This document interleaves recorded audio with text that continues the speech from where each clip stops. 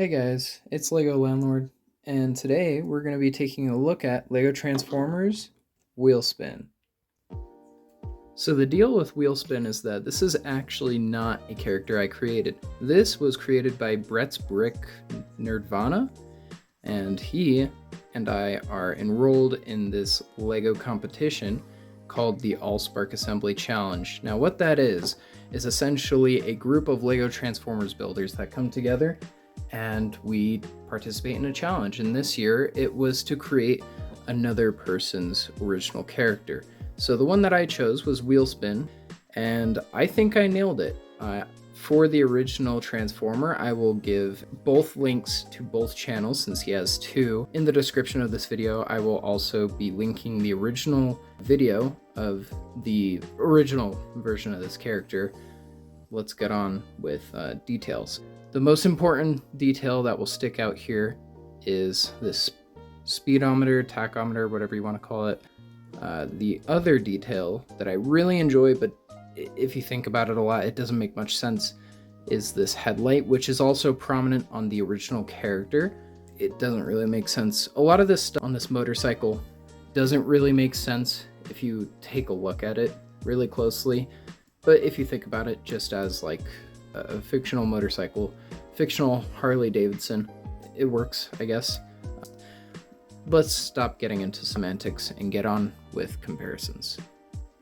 So just due to the sheer nature of how long I've been gone, which I will get to, I promise, I've got no real other Lego Transformers comparisons to compare, if I'm being honest. So we're gonna work with what we got. First off, here is a Lego astronaut. Totally makes sense. Let's just forget about the semantics again. Here is some official Lego Transformers, the Optimus Prime brick heads. I want to compare it to a Speed Champions car, since these are actually technically in the same scale. I think they look pretty good together, but yeah, I think these look pretty well together. These are kind of the same aesthetic generally. If you saw this at a competition, you wouldn't even be able to tell, sitting it next to something like this, that it would be able to transform, and I think that's the sheer beauty of it. So anyways, enough meandering, let's get on with the transformation. This is gonna be a pain.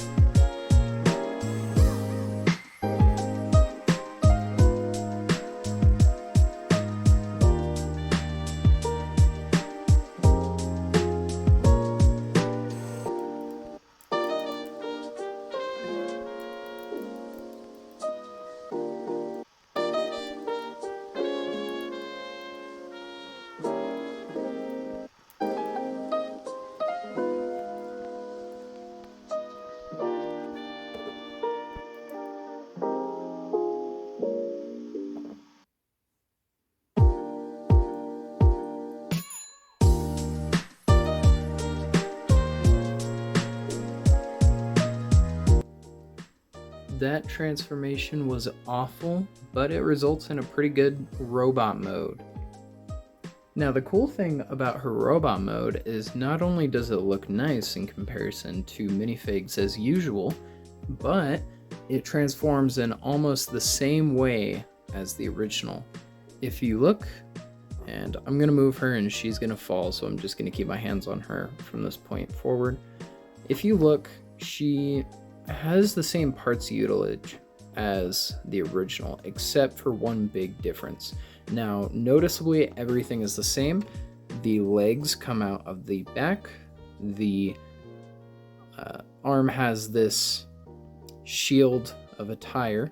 The head forms out of wherever, and she even has a little bit of a ponytail. I don't even know.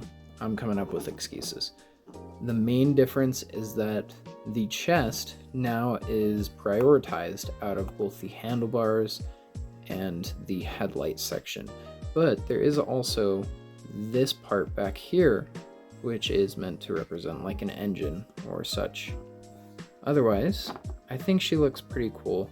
She crumples up in very unique ways, but due to the nature of how she is assembled, she is built off of a Travis brick, and those are notorious for coming apart at the slightest of overlaps. So if I try to move any of these parts, it would just fall to pieces.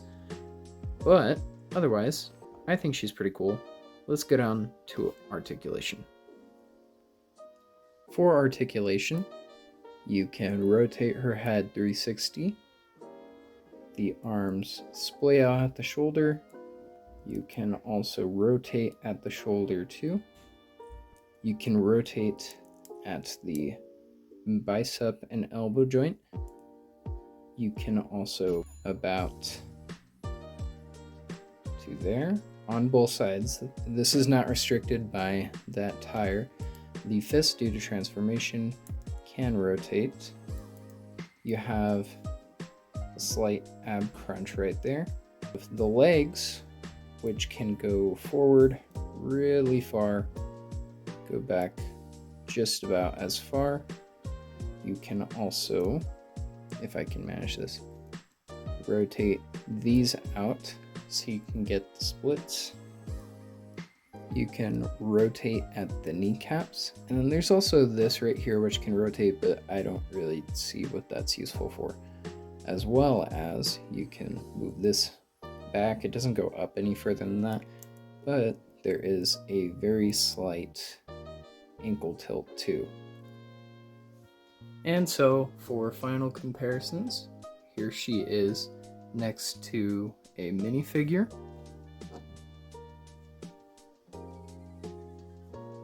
Here she is next to the Optimus Prime brickheads.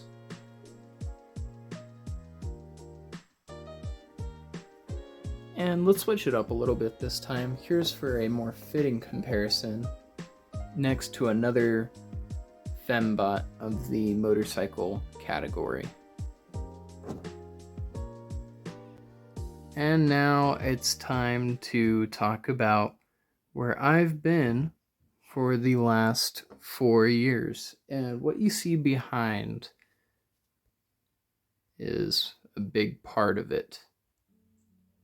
Towards the tail end of this channel's uploads, I started getting a new fascination, and that was with rocket science and generally rockets as a concept. But while that took up some time, it wasn't everything that I've been up to. The matter of the fact is, I've been all over the place.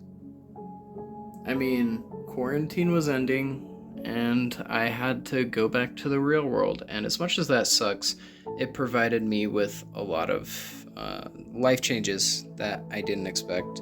I mean, I grew up, I got my diploma, and life started moving. I had to make money, I had to make a lot of life decisions, and I just didn't have time for the channel. But it also wasn't just that I didn't have time for the channel, it's that my mind was elsewhere. So, a big part of this channel was just having fun with it, and I started to treat it like a commitment. I mean, one of the biggest parts about YouTube is having fun with it and not taking it like a commitment. But as I started to get more viewers and more eyes on my content, I started treating it as a commitment, and I didn't really want to do that. I wanted to have fun, but the main part was that I started trying to adhere to a schedule when it just wasn't an option. And I know that's a big part of YouTube, it's just how it works. Another big part is like limiting myself to just one niche isn't satisfying. I want to talk about whatever I want and not just Lego Transformers or just Transformers, even though I love talking about those too. Like, I want to talk about other things on this channel too, like these, which are my Lego rockets, and I spent a lot of time and effort making sure that these are up to standard, that they all articulate in the way that they all stage. And I know that like you guys aren't gonna understand that, and that's the difficult part, is I can either choose to upload something semi-regularly, which I kind of like to do, and it gets my regular viewership, and I try to keep that consistent and I fail, or I just talk about whatever I want at the cost of my viewership and getting 10 out of 10s every single time. So, what am I trying to say here? I guess what I'm trying to say is I don't know what the future of this channel is, and I don't know if anybody's gonna even care about this or stick around for it. But what I do know is I guess we'll see when we get there. Sometimes I might upload, sometimes I might not. And clearly, I mean, it's been, what, 4 years since I last uploaded? There are people on here, like Student Scissors, who have been uploading consistently for months and months, and I just can't do that. I have other things that I want to focus on.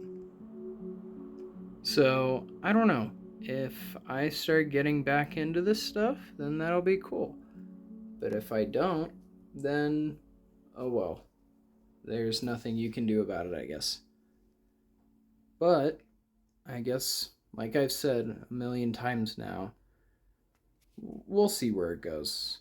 And obviously, I know there's going to be at least one person that's here for it. But until next time, I've been Lego Landlord. Peace.